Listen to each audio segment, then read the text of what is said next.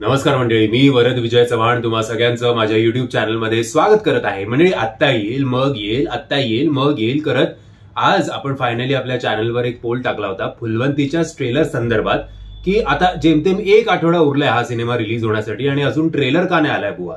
जेव्हा की त्याच्यानंतर म्हणजे 18 तारखेला येणाऱ्या 2 सिनेमांचे ट्रेलर आलेच सुद्धा. एक आय थिंक 1-2 दिवस आधी आला होता आणि एकाचा आज सकाळी आला होता का दुपारी आला होता. पण फुलवंतीचा अजून काही आपल्याला हासबास नव्हता की बाबा ट्रेलर येणार आहे की नाही. आणि आता जेमतेम आजचा दिवस पण गेला, 6 दिवस उरलेत आणि तुम्ही एवढं हलगर्जीपणा कशाला करताय. ट्रेलर रिलीज करून टाका, लोकांमध्ये जरा होऊ दे की चर्चा. त्या पोलवर एक तर मुळात जर तुम्ही तो पोल त्याच्यात पार्टिसिपेट केलं नसेल तर तो पोल काय आहे ते बघा. त्याच्यावर जे काही 3 ऑप्शन्स आहेत त्यातलं तुम्हाला कुठलं एखादं पटत असेल तर क्लिक करा, नाही तर तुमचं कमेंट नोंदवा, नाहीतर तुमचं मत कमेंटच्या माध्यमातून नोंदवा. त्या कमेंट्समध्ये 1-2 जणांनी सांगितलं की आज संध्याकाळी येणार आहे ट्रेलर. मी म्हटलं चला त्यातल्या काहीतरी चांगली गोष्ट आहे. एकानी रोहन केळकर सरांनी एक प्रश्न उपस्थित केला की याच्यामध्ये आणि चंद्रमुखीमध्ये काय फरक आहे, की एक सुशिक्षित माणूस समजा एखाद्या बाईच्या नादाला लागला तर काय. तर माझं असं होतं की थांबा जरा ट्रेलर येऊ दे, बघूया आपण नक्की काय म्हणणं आहे त्यांचं ते. आणि फायनली ट्रेलर 8:45-9च्या सुमारास आलेला आहे. आणि मला ना आज जरा झोप येत होती, ती सर्दीची औषधं घेऊन घेऊन लई झोप येते. त्यामुळे फुलवंतीचं ट्रेलर बघण्यासाठी फुल 1 टी घेऊन मी आता या व्हिडिओला सुरुवात करतो. चला, तो फुलवंतीचा फायनली ट्रेलर आलेला आहे. ट्रेलर बघून मला एक गोष्ट चांगली वाटली, ती गोष्ट म्हणजे हल्ली ट्रेलरच्या नावावर जो काही अख्खा सिनेमा दाखवला जातो, एक 3-3.5 मिनिटाचा भला मोठं असं ट्रेलर आपल्यासमोर प्रेझेंट केलं जातं, तसं न होता तो 2 मिनिटं 19 सेकंदांचा हा ट्रेलर होता. आणि ट्रेलरमध्ये जेवढंच तेवढं सांगण्यात आलंय म्हणजे या दोघांचा फेस ऑफ, मग काहीतरी कुछ तो गडबड है दया, असं आपल्याला वाटतं की या दोघांमध्ये नक्की घडलंय काय.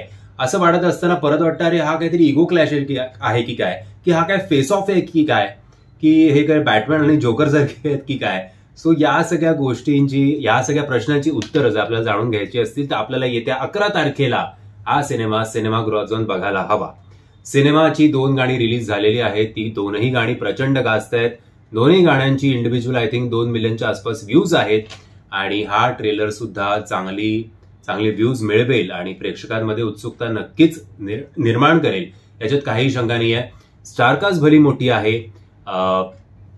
सेट जो होता त्या मदन मंजिरी गाण्याचं तर असं वाटतं आपण बॉलिवूडचं आशुतोष गोवारीकरांचं एक गाणं बघतोय की काय. सो खर्च केलेला आहे, सिनेमा सुद्धा मनापासून केलेला आहे असं दिसतंय. या ट्रेलरमध्ये जे बीजीएम वापरण्यात आले throughout start to end ते सुद्धा अप्रतिम आहे. सिनेमॅटोग्राफी सुद्धा उत्तम आहे.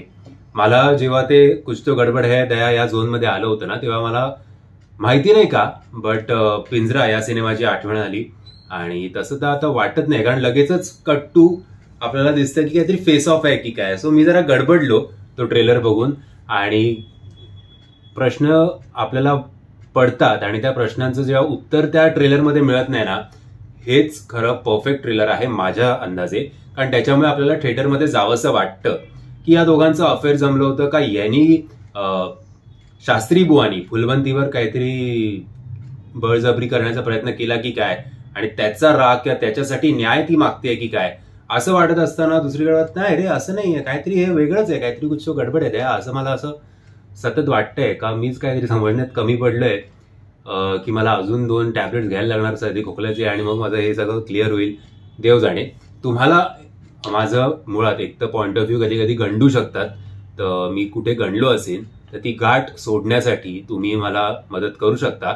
आणि माझं नक्की काय चुकलंय हा ट्रेलर बघताना, की मी बरोबर प्रश्न मांडलेत, हे सुद्धा मला कमेंट्सच्या माध्यमातून कळवा.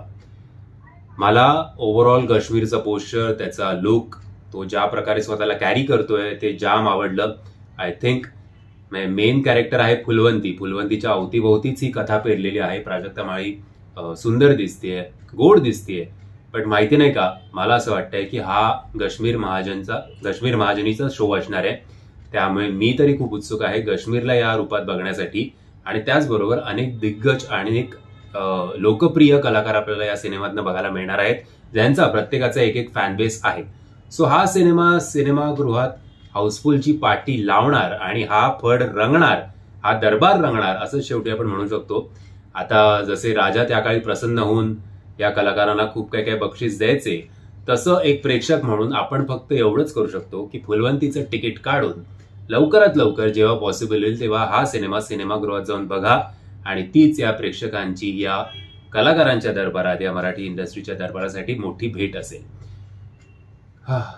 असं कुठेतरी मंचावर उभे असं वाटलं मला, काहीतरी माईकवर बोलतोय आणि श्रोते जमलेत. असो, सो या ट्रेलरची लिंक तुम्हाला खाली डिस्क्रिप्शन बॉक्समध्ये देतोय. मी आशा करतो तुम्हाला हा व्हिडिओ आवडला असेल. जर तुम्हाला हा व्हिडिओ आवडला असेल तर फुलवंटी घ्या आणि लगेचच या चॅनलला सबस्क्राईब करून टाका. जय हिंद, जय महाराष्ट्र.